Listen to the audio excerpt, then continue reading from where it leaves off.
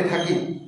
তো যা হোক, একটি হাদিস, আল্লাহ রাসূল সাল্লাল্লাহু আলাইহি সাল্লামের সাহাবী কে লইয়া আল্লাহ রাসূল সাল্লাল্লাহু আলাইহি সাল্লাম একটি জায়গায় হিজরত করেছিলেন। কুন্না মা রাসূলিল্লাহ সাল্লাল্লাহু আলাইহি সাল্লাম ফি সাফারিন ফাহাজার আল আযহা, সহিহ বুখারী মুসলিমের হাদিস। আল্লাহ রাসূল সাল্লাল্লাহু আলাইহি সাল্লামের সাহাবীরা বললেন যে হঠাৎ করে আমরা হিজরত করলাম, আমরা ভ্রমণ করলাম, ভ্রমণকালীন সময় 10ম জিলহজ্জার তারিখ চলে আসলো, কুরবানির দিন। তো আমরা সফরে হালাতে রয়েছি। রাসূলুল্লাহ সাল্লাল্লাহু আলাইহি সাল্লাম আমাদেরকে হুকুম করেছিলেন যে তোমরা একটি গরুতে কি হয়ে যাও, 60টি করে ভাগা করে নাও, 60টি লোক বিভক্ত হয়ে যাও, গণ্য হয়ে যাও, আর একটি উটে 10টি মানুষ করে তোমরা গণ্য হয়ে যাও।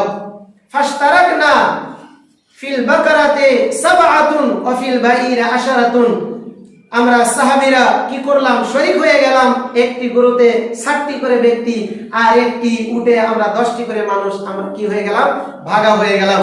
এই হাদিসকে কেন্দ্র করে অনেক উলামায়ে কেরামরা তেনারা বলছেন যে মুকিম হালাতে একা একাই কুরবানি করতে হবে, কোনো ভাগা কুরবানি চলবে না।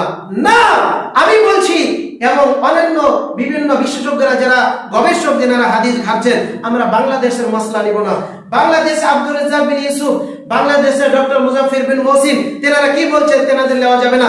আমাদের বর্তমান আমাদের সমাজে, আমাদের ভারতবর্ষে আমাদের কি অবস্থা চলছে, কোন হালাতে আমরা চলাচল করছি, এই বিষয়ের উপরে ভিত্তি করে বড় বড় উলামায়ে কেরামরা বলেছেন যে না, মুকিম হালাতেও একটি গরুতে আপনারা 60টি ব্যক্তি করে আপনারা ভাগায় শরীক হতে পারেন, স্পষ্ট তেনারা জায়েজ করেছেন। তো যাই হোক, শুধু কুরবানি দিলে হবে না।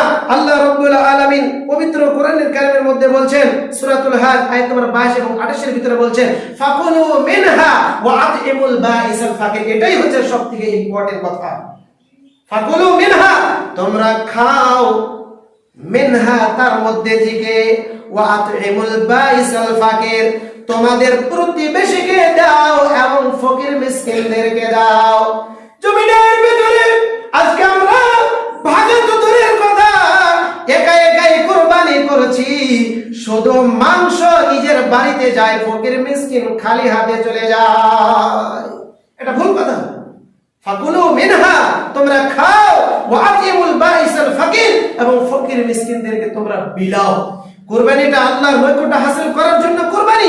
ফাসাল্লি লিরাব্বিকা ওয়ানহার, তোমরা নামাজ পড়ো, আমল শিখা, ওয়ানহার, এবং কুরবানি করো কার জন্য? আল্লাহর জন্য। সূর্য উদিত হওয়ার আগে যখন জানোয়ার জবাই করে, হালাল জানোয়ার রক্ত পড়ার সঙ্গে সঙ্গে জমিনে টপকে যাওয়ার আগে মহান রব্বুল আলামিনের দরবারে কবুল হয়ে যায়। সুবহানাল্লাহ। আল্লাহ রাব্বুল আলামিন, আল্লাহ রাসূল সাল্লাল্লাহু আলাইহি ওয়াসাল্লাম এটিকে সুন্নাতে মুআক্কাদা করেছেন।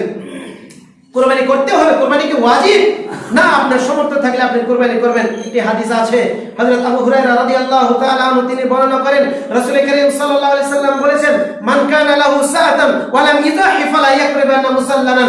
রাসূলুল্লাহ সাল্লাল্লাহু আলাইহি সাল্লাম তাকিদের সঙ্গে বলেছেন, কোন ব্যক্তি সামর্থ্য থাকলো, টাকা পয়সা আছে, ইস্তেদার আছে, তাকত আছে, সর্বশক্তি আছে, তিনি কুরবানি করতে পারবে, কিন্তু কুরবানি করলো না, এমনি থেকে গেল, আল্লাহ রাসূল সাল্লাল্লাহু আলাইহি সাল্লাম বললেন, সে যেন আমার মাঠে আসে না, সেজন্য আমার মাঠে যেন গণ্য না হয়।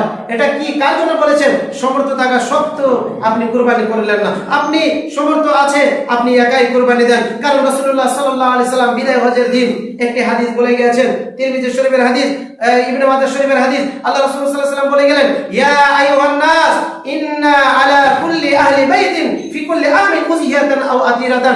বিদায় হজের দিন রাসূলুল্লাহ সাল্লাল্লাহু আলাইহি সাল্লাম বলে গেলেন, হে পৃথিবীর সম্প্রদায়েরা, আমি নবী মুহাম্মদ সাল্লাল্লাহু আলাইহি সাল্লাম বলে যাচ্ছি, বলে কি, তোমরা প্রত্যেক সম্প্রদায়, প্রত্যেক ফ্যামিলি থেকে একটা করে জানোয়ার আল্লাহর রাস্তায় কুরবানি করলে যথেষ্ট হয়ে যাবে।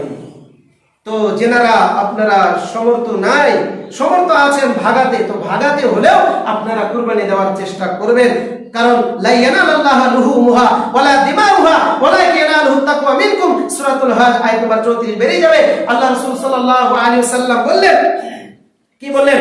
সূরাতুল হজ আয়াত নম্বর 37 আল্লাহ রাসূল আল্লাহ রাব্বুল আলামিন বললেন যে লা ইয়ানালাল্লাহু লুহুমুহা ওয়ালা দিমাউহা, আমি তোমাদের রক্ত তোমাদের মাংস আমি চাই না, আমি শুধুমাত্র তোমাদের কলিজাটা আমি দেখতে চাই, তোমাদের ঈমানটা দেখতে চাই, তোমাদের জজবাটা দেখতে চাই, তোমরা কত বড় ঈমানদারী লোক, তোমাদের তাকওয়া পরহেজগার এটাই আমি দেখতে চাই। কুরবানি শুধু মাংস খাওয়ার জন্য নয়, আল্লাহ রাব্বুল আলামিনের রাস্তায় কুরবানি করা। এই কুরবানির পশুটা কেমন হতে হবে? কুরবানির পশুটা দুর্বল হলে চলবে না, ন্যাংরা নুলা কানা কুড়া এগুলো হলে চলবে না। কারণ আকিকার জন্য যেটা পশুটা আপনি কিনবেন ন্যাংরা নুলা হলেই যথেষ্ট, কারণ এটা মানুষের হক আর এটা হলো আল্লাহর হক। আল্লাহর রাস্তায় দেওয়া কুরবানি, আপনার পশুটা হিষ্টপিষ্ট হতে হবে।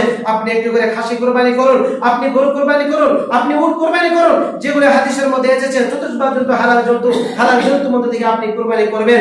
আর এটি হলো সুন্নতে মুআক্কাদা, কারণ হাদিসের মধ্যে আছে যে হযরত উমর রাদিয়াল্লাহু তাআলা আনহু, হযরত আবু বকর সিদ্দিক রাদিয়াল্লাহু তাআলা আনহু, তেনারা সমর্থ থাকা সত্ত্বেও তেনারা কখনো কি করেননি? কুরবানি করেননি। কখনো কুরবানি করেছেন, কখনো কুরবানি করেননি। তো এই সমস্ত হাদিসকে কেন্দ্র করে বোঝা যায় যে কুরবানিটা ওয়াজিব নয়, কিন্তু আপনারা চেষ্টা করবেন সুন্নতে মুআক্কাদা। আপনারা একা যদি না দিতে পারেন তাহলে আপনারা ভাগী হয়েও কুরবানি দেওয়ার চেষ্টা করবেন। কারণ ওই হাদিসটি আমরা কেন্দ্র করে যে আল্লাহ রাসূল সাল্লাল্লাহু আলাইহি ওয়াসাল্লাম বলেছেন মান কানা লাহু সাআতান ওয়া লাম ইয়াহি ফালা ইয়াকরবান্না মুসাল্লানা, সমর্থ থাকা সত্ত্বেও যে ব্যক্তি কুরবানি করবে না সেজন্য আমার মাঠে না আছে। এই হাদিসটি আমরা কেন্দ্র করে যেন আমরা আমল করি। আল্লাহ যেন আমাদেরকে সকলকে যেন কুরবানি করার জন্য আল্লাহ রাব্বুল আমাদেরকে সমর্থ রাখেন এবং যেন আল্লাহ রাব্বুল